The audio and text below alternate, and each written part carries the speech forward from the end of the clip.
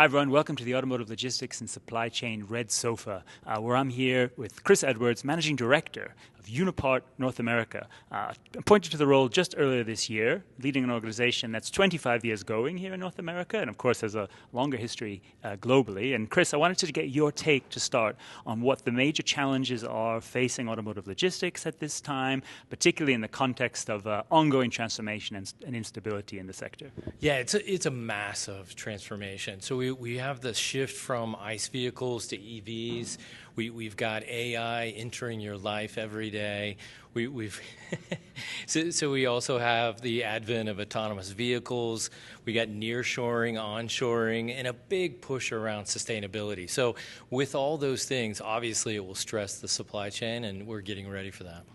Yeah, well, as I say, easy job ahead then, I would say. Let's take the EV point. Now that, of course, is a big transformation, but as we know, it hasn't gone in a straight line. Right. Not all the forecasts are being met and demand is uncertain. What does that mean in the context for logistics and supply chain for you and for your clients? Yeah, it's a very dynamic situation because if you look at market share, so last year versus this year. So last year in the U.S., EVs were approximately 7.5%. That has moved to 8.5% this year. So it is growing. It's just not growing at the rate that the OEMs had desired and planned for. So effectively what's going to happen is the OEMs will need to manage kind of two independent, somewhat in parallel supply chains. And so we're helping them with that. And kind of a couple different ways we're helping. One is if the company wants to just start from scratch and say, hey, let's think through the life cycle of BEVs in particular. You go through the battery production, you look at the service parts and fulfillment around that. Then you have this new component around reverse logistics and getting the batteries back to recycling. So that's kind of clean sheet of paper approach. Unipart is also helping customers that say, well, you know, my network is generally okay, but what I'd like to do is have better flexibility, predictability, reliability from my network. How do we flex a few things to make it better?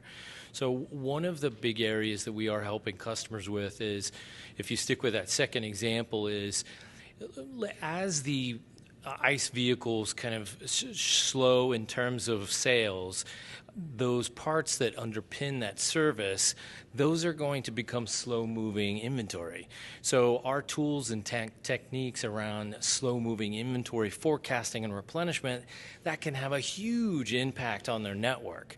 And obviously, you want to dial for greater service to the dealer. So if you can get much lower cost and better service, that's, you know, a home run. Well, and as you say, I mean, this sort of lack of a straight line in the industry requires better forecasting, predictability. If you get it wrong, the impacts in the supply chain are pretty tremendous. Yes. So I wanted to kind of conclude looking ahead a little bit. How do you see the role of third-party logistics providers like Unipart evolving in the context of a changing industry, and what are some of your vision for what's ahead? Yeah, given all those complexities I talked about, I'm really excited because I really see OEMs becoming more reliant on Unipart and third-party logistics companies. I feel as though I predict that OEMs will spend a lot of their time vertically integrating the EV components within their supply chain.